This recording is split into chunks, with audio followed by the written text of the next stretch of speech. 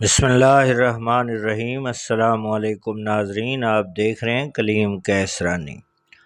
ناظرین، آج کی ویڈیو میں ہم بتائیں گے کہ کس قبیلے کے افراد کو حضور اکرم صلی اللہ علیہ وسلم نے مدینے میں بیٹھ کر ارشاد فرمایا کہ تمہارے قبیلے کے افراد کو فلاں پہاڑ کے پاس ذبح کیا جا رہا ہے۔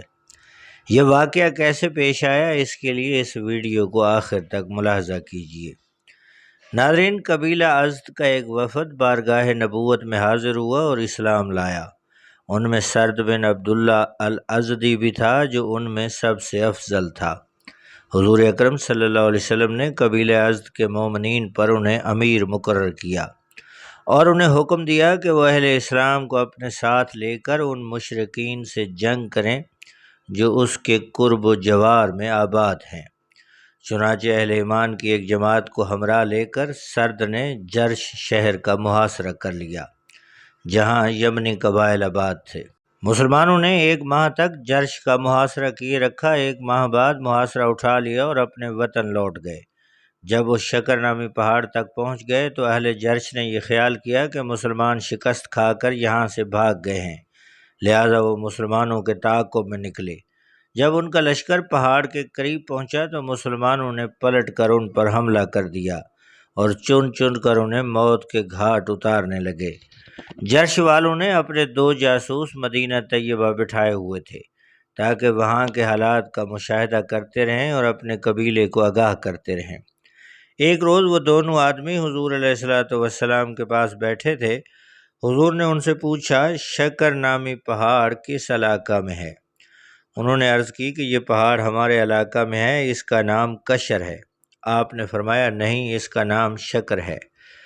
انہوں نے عرض کی، یا رسول اللہ، اس پہاڑ کا ذکر حضور کیوں فرما رہے ہیں؟ فرمایا، اس پہاڑ کے دامن میں اللہ کے اونٹ ذبح کیے جا رہے ہیں، یعنی تمہاری قوم کے افراد کو قتل کیا جا رہا ہے۔ وہ دونوں وہاں سے اٹھ کھڑے ہوئے، حضرت فاروق اعظم کے پاس آ کر بیٹھ گئے۔ انہوں نے بتایا کہ نادانو، حضور تمہیں بتا رہے ہیں کہ تمہاری قوم کے مردوں کو ذبح کیا جا رہا ہے اور تم یوں ہی خاموش بیٹھے ہو۔ اٹھو اور حضور کی خدمت میں اپنی قوم کی سلامتی کی دعا کے لیے عرض کرو۔ انہوں نے دعا کی درخواست کی۔ نبی کریم علیہ السلام نے فرمایا، الہی ہمارے اہل وطن کا دفاع فرما۔ وہ وہاں سے اجازت لے کر اپنے وطن لوٹے۔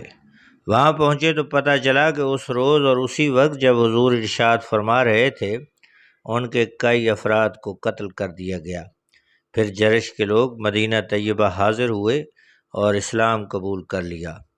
حضور اکرم نے انہیں مرحبا کہتے ہوئے ارشاد فرمایا، اے لوگوں سے زیادہ خوبصورت چہرے والو، مرحبا کہتا ہوں، تم مجھ سے ہو اور میں تم سے ہوں۔ سبحان اللہ۔ ناظرین، سیرت نبی صلی اللہ علیہ وسلم کے حوالے سے یہ تھی آج کی ویڈیو۔ سیرت النبی کو جاننے کے لیے اور اس سیریز میں حصہ لینے کے لیے آپ سے گزارش ہے کہ ہمارے اس چینل کو سبسکرائب کریں، بیل آئیکن کو پریس کریں۔ بہت شکریہ۔ اللہ حافظ۔